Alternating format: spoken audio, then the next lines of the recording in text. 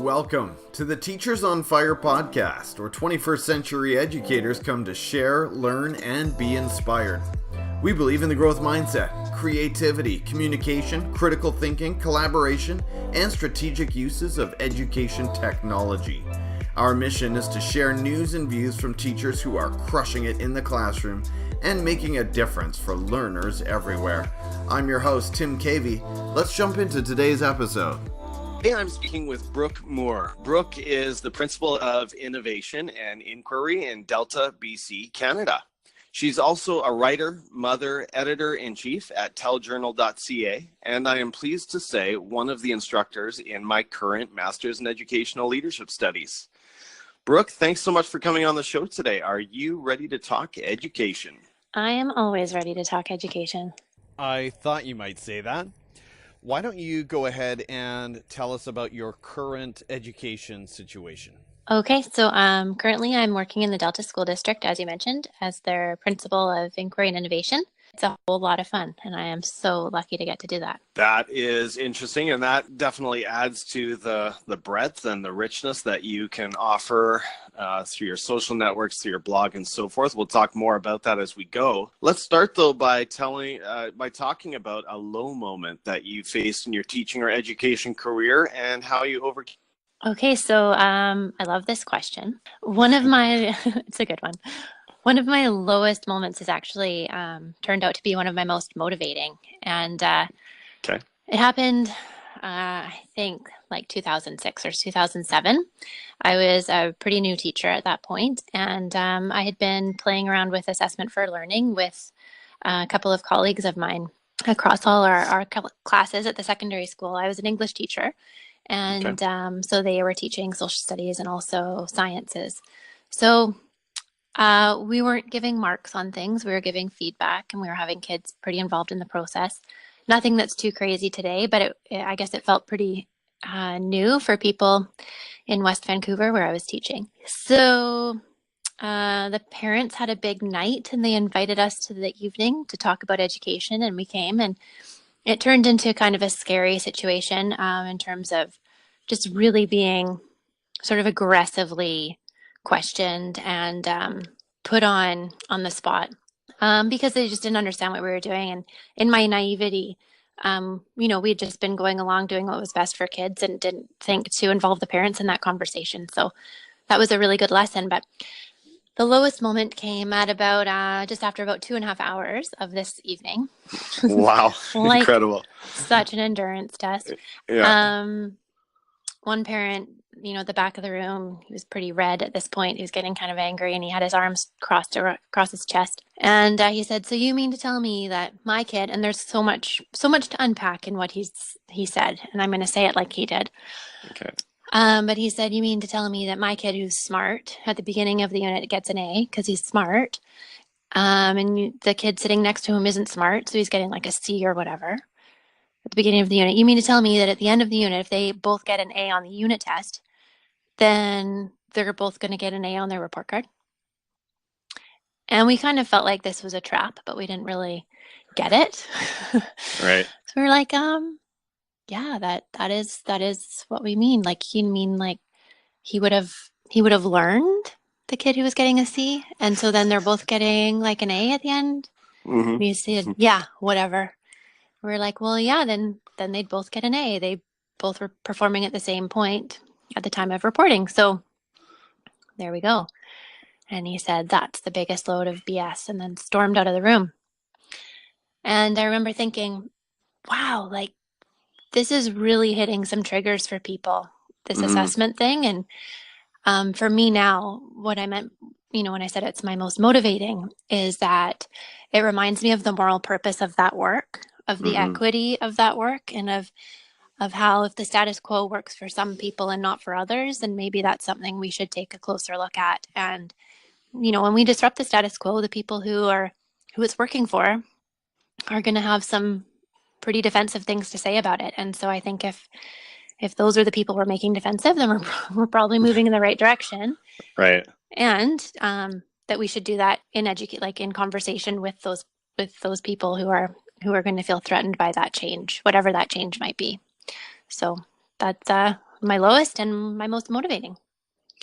That is a fascinating story, Brooke. And yes, isn't it interesting to just think about how many levels you can unpack there in terms of just the level of resistance that came from that parent in terms of preserving, as you call it, the status quo. For sure. What is it, Brooke, that excites you about education today? I know you're into a lot of pretty exciting things in education. And as you said, assessment. This might be a big picture thing. It might be something on the micro level that you've observed lately in the classroom. What is it that is really exciting you about education? Oh, there's so much that's exciting about education today. What it comes to mind right away is this morning I met with a group of educators from Calgary who had come to see this program in Delta called Farm Roots. And they have this program in Calgary where they get kids for a year in high school and they call it Building Futures. And the kids go onto a job site and they take a house from nothing to a fully built house. And that's their education. They get their science and their math and all of the other pieces woven into that authentic work of building a house. So right. They work with people in the field and they came to see what that might look like in terms of agriculture, which is what we do, but in terms of agriculture instead of building a house. So that's pretty cool. That's like, I know not a common program sort of structure to be looking at, but I think those types of conversations that lead to something like that are totally exciting. And on a micro level, that might look like a teacher figuring out how to help kids give useful feedback to one another, to something really extreme like a totally different learning environment. But I think at the core of that is what's exciting is that it's those questions that we're asking and the reason that we're asking it. And I think more and more we see equity as a really visible, intentional driving force in our work in Canada and in BC in particular that I know of. So I think that's so exciting. That sounds like a really interesting initiative. I saw you tweeting some things about that today. And if you are interested in finding out more, go over to deltalearns.ca/farmroots. Have I got that right? You got it. Yeah. And find out more about that initiative. Outside of education, Brooke, we're all lifelong learners, right? We're learning, we're growing in all kinds of ways. What's another area of passion and learning for you? Parenting. Okay. Yeah, me too. It is a huge area of learning. It's humbling, exhilarating, totally dumbfounding, and so joyful. So, I mean, that's a constant area of learning. I also love writing, and more and more as I grow into more of a writer in more different ways, I see, and with my kids too, just seeing how they interact with the world. I think a huge area of learning for me is story. And, I just, since starting to raise kids, I mean, they're quite young still, but I'm starting to see more and more story in life and how we raise our kids and how we are with one another and the planet. And I'm just finding myself really consistently curious about the story of things, of how we all are. So I don't know if that's an area of passion so much as both learning and curiosity, which is pretty fun. Just speaking really briefly to the parenting challenge, aren't you, I don't know how old your kids are, but we're just finding with our 11 and 13-year-olds so many challenges around technology right now. And I think parenting has that whole added dynamic today, don't you? Oh, yeah. I mean, we're just sort of at the very early stages. My kids are 4 and 7, but okay. We go offline all summer, and I look forward to them, not having Netflix or anything available to them. Yeah. Just take that conversation and those questions out and see what else they can get into. But yeah, that's a totally different set of challenges that I didn't have to navigate when I was a kid, right? Or you. So absolutely. That's a new landscape. Mm-hmm. Next, Brooke, would you share about a personal habit that contributes to your success? And this could be weird. It can be not. Whatever it is, we'd love to hear it. I don't know. I'm not a very consistent person. I'm actually I'm not consistent enough to have a good habit. I have some bad habits, but I think it's actually enthusiasm. Like I think I might actually have a habit of enthusiasm. Like come from it honestly. My whole family is incredibly enthusiastic group of cheerleading kind of people. And I think that's the only thing I am consistently.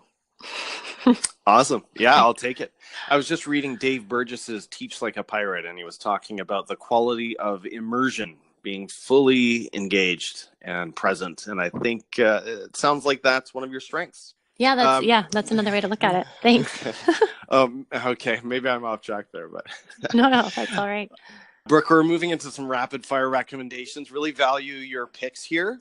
So Okay. we'll start at Twitter, which I'm sure you would agree is probably the best place to start in terms of building a solid PLN. Tell us about someone that we need to be following on Twitter and explain why. Okay, so I think Claire Doust is somebody that everybody should follow. Okay. And you spell it at ClaireDaoust. Okay. Claire Doust, and she's our primary learning coordinator. But I wouldn't let that any sort of secondary school teachers or beyond turn them off, because she's doing some absolutely transformational work in Delta around the use of story and story studios. She's developed this pretty unique take on story studios, which incorporates place. And it sounds a little bit esoteric, except in practice, it's incredibly profound and hands-on. She's got kids in the farm, the forest, and the beach, developing stories and getting to know that place or that spot in nature wherever they are. And then they move into this story studio space where they use loose parts and manipulatives and art supplies, and they create their own stories and then share them. And it's absolutely breathtaking.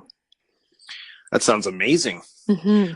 I will definitely add that to the show notes over at teachersonfire.net. So make sure you follow Claire Doust. Hopefully I'm saying that correctly. Yeah. Next, Brooke, point us to an edtech tool that you currently love using in your case, it's not the classroom necessarily, but your day-to-day work, or maybe one that you see some of your teachers using very effectively today. I have two. One that I use regularly is a design program called canva.com, and it's just getting kids to use that too. I mean, they can build incredibly beautiful infographics and visual communication tools. So I think that's an amazing tool. And then Google Read Write, I think that's a really great tool too. And the Google Read Write, I'm not as familiar with that one. Is that to some text to speech, speech to text kind of features? Yeah, exactly. And it's sort of part of the browser, and it can read, or you can speech to text sort of anything that you pull up on the internet. So it's not just a set of novels that you can give kids access to. It's anything out there. So that's pretty powerful. Excellent. I love those picks. Canva, I'm relatively new to, and that was one that one of my students introduced me to last year, and it is phenomenal as well. Yeah, it's beautiful. Brooke, recommend a book, maybe one that you've been reading lately or one of your all-time faves, and tell us why you recommend it. These, I'm going to say two books, and they're both my all-time faves, and they're both books I read regularly still. I go back to them constantly, so they're pretty dog-eared, which is the sign of a good book. Yeah.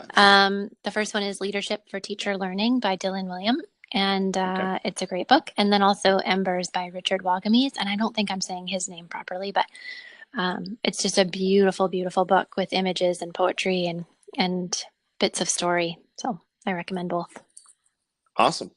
Brooke, are you a podcast listener?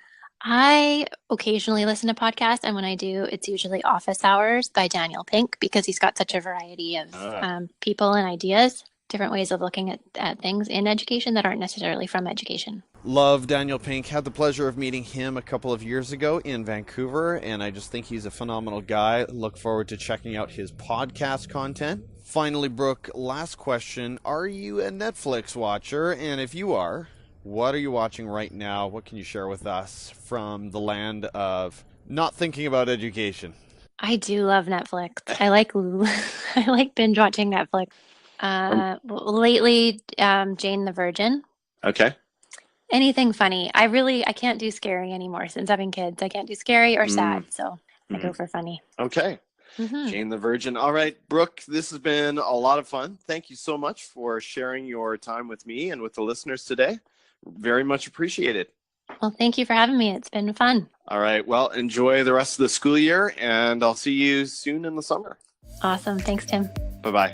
Thanks for listening to this episode of Teachers on Fire, where teachers come to share, learn, and be inspired. Please subscribe to the podcast, leave us a review on iTunes, and follow us on Twitter at Teachers on Fire. I'm your host, Tim Cavey, saying goodbye for now, and we'll catch you next time, right here on the Teachers on Fire podcast.